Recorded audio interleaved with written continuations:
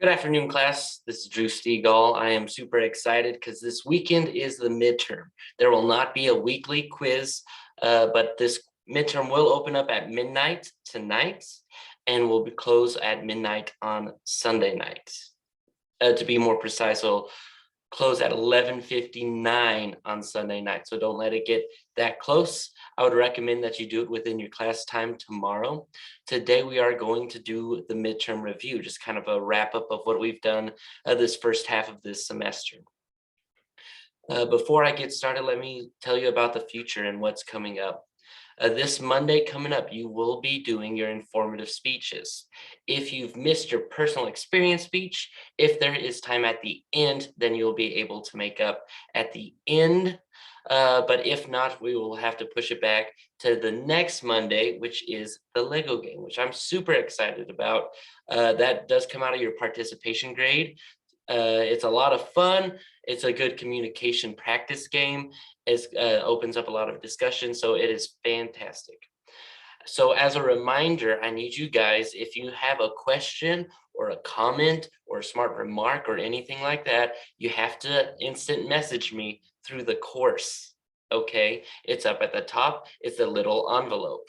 You have to do that. That is how I receive communications from you guys. That is required by Brightspace for me, by my bosses. So please do that.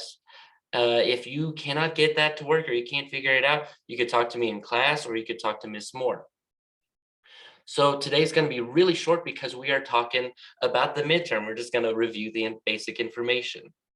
So the main point of this class is to communicate and communicate effectively in a public speaking scenario. Okay. In communication, there's a lot of things that get messy, get misinterpreted, get misunderstood. And so this class is to give you tools to communicate as effectively as possible. Okay. Communication is the sending and receiving of messages. Okay. And if you remember back to the communication model, there's a sender, there's a receiver, and then there is the message that goes in between, and that goes through a channel. That could be vocally, that channel, it could be vocally, it could be an email, it could be a text message, but either way, you're sending a message. It could be facial expressions. You sending facial expressions, like, could tell people you're mad. You're sending a message that you're mad. Okay, and then before you start speaking, before you send a message, you're looking at your receiver, they're already sending you a message. That's called feed forward, okay? And they kind of tell you, so if you're about to tell someone, hey, you look fantastic, and they're already sending you a message that they're angry, that they're not having a good day, before you even send your message. So that is feed forward. Then you send your message, hey, I hope you're having a good day, or hey, you look beautiful today. Okay, so their frown goes, they smile, and then all of a sudden, they're sending you a new message after you sent your message, and that's called feedback. Feed forward is before the message, feedback is after the message is sent, but it's the message is sent by the receiver. Okay, so there's the A, there's the B, the message is sent. We did this in class. Please look back at your notes for that. And then a lot of times your message gets messed up. It gets ruined. It gets distorted. That is called noise. It could be actual noise. So if you're trying to talk to someone and there's construction going on outside, that's going to ruin your message. That's called noise. And then there's internal noise. If your parents are fighting at home, if you're just hungry, if you're sleepy, if you're not feeling good, it's going to cause you to not hear the message. It's going to cause you to not be able to give the message clearly. That is called internal noise. Okay, let me see here. Also, with the communication model, we add something in this class specifically, so you won't find it on the internet. There's also unintended receivers. So if you're talking in an A-B conversation, there's going to be people in the room, and that's going to be number C on our communication model that I want you to turn in. There's going to be people that are just there listening, and they have the context. They're like, oh, I understand what's going on because they're talking one-on-one, but I know the context. And then there's D. There's people outside of the room that don't know the context. This is what we see on social media. On Facebook, they're the Ds. They are out there and they don't know the context. They just see bits and pieces or hear outside the classroom, like we were doing our hey, hey, hey, right? If someone's walking by in the hallway, they think you guys were getting in trouble. So they have no context. So that is a communication model. I advise you guys to look that over before taking the midterm. Check your notes. Okay, also, you cannot not communicate. It is impossible. Everything you do and everything you don't do says something, and everything you say and everything you don't say says something. If you're out on a date, it was Valentine's recently, if you're out on a date and you say to your Valentine's, "Oh, I love you," and they just ignore, they keep eating their food, you're going to interpret it. That says like, oh, they either didn't hear me or they don't love me back. So it is impossible to not communicate. You cannot not communicate. Okay. Let's see. One way to be a very clear speaker is through practice. It keeps you on time. It keeps your gestures appropriate. It makes you less nervous. You just need to practice, practice, practice, practice, practice beforehand. Practice in the mirror at home. You could practice with a friend. You have time periods where you guys can practice your speeches. I have whole days devoted to that, and I encourage you guys to go over the speeches with each other. Okay, let's see here. Okay, one way to communicate effectively is through an outline. We've gone over this in both a simple outline and then an expanded outline. For you guys to be successful in the speech class and in this midterm, you need to go over the way I've told you how to do an outline. I'm very specific.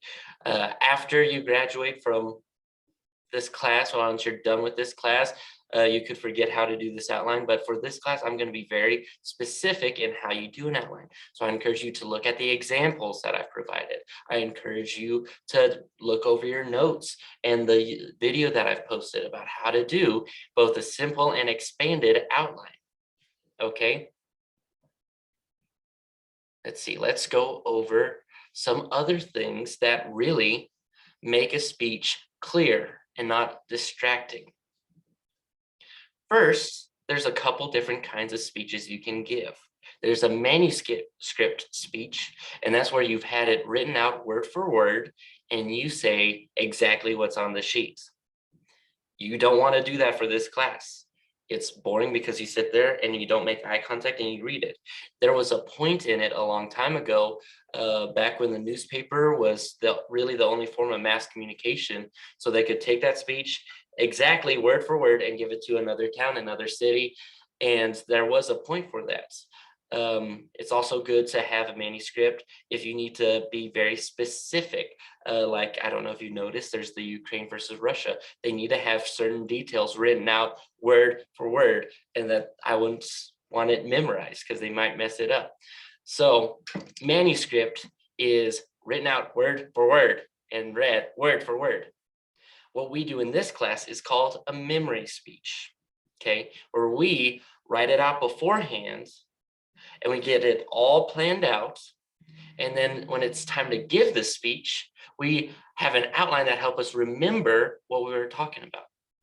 It's a memory speech because we have it all written out. It's all planned out, but we don't sit and read it word for word. We look at our outline. It gives us a little phrase that helps us remember the story we're telling, remember where we're going, but it's not just made up on the spot. And that is the final speech. It's called an impromptu speech. And that's where you have little to no preparation. At the very end of the semester, you're going to give an impromptu speech, and it's lots of fun. It's one of my most fun speeches to give, is an impromptu speech. I'm really good at that.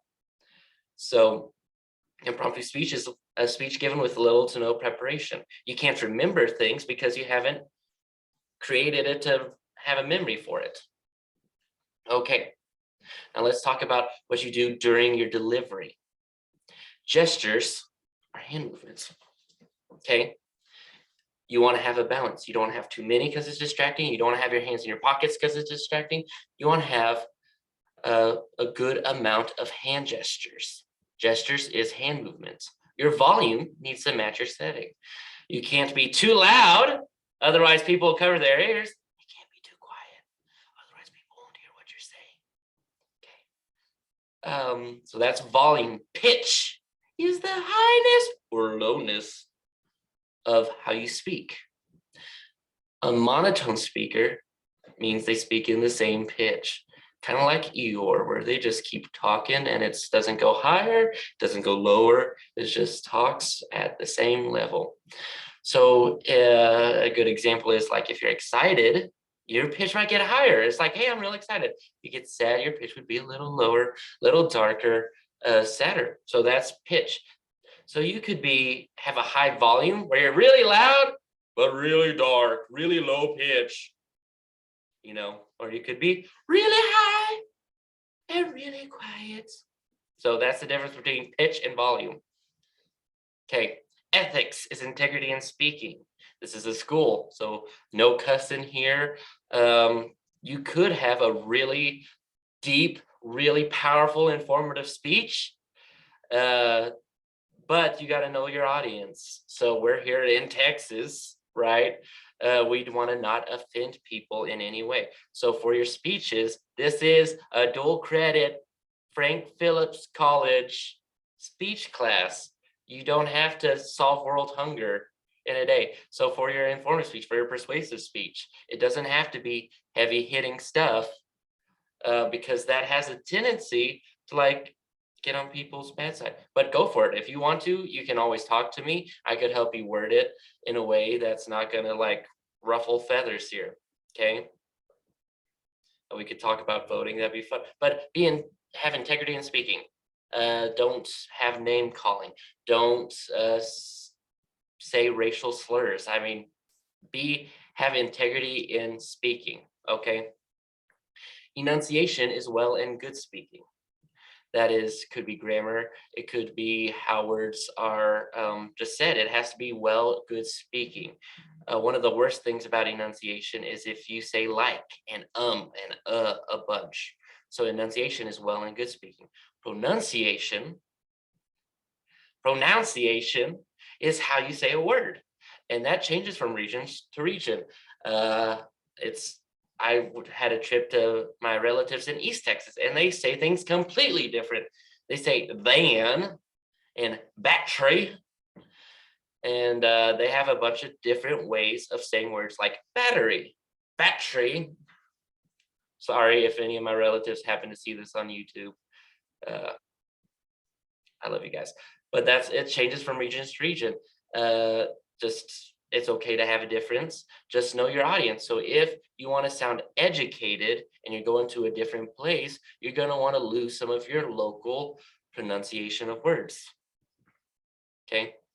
Finally, rhetoric is persuasive language. It's language used to persuade your audience's actions, beliefs, and values. A rate is the speed and spacing between words. There's no pause, or you could have a speech with lots of pauses between every word. Or you could talk really fast and just never have a single pause, never even take a break, and your speech is like this the whole time, and your audience is just fumbling to catch up, right? So you need to have an appropriate rate, okay? I think that covers basically everything for this speech or for this midterm. So real quick, wrap up, last thing, the conclusion. Here we go. The point of this class is to develop your speaking skills, not just your public speaking skills, but your overall communication skills. We give you tools and techniques to communicate effectively and without distractions, okay? Because you are always communicating. And so let's communicate in a better way. Okay, good luck on your midterm. See you guys on Monday. Bye.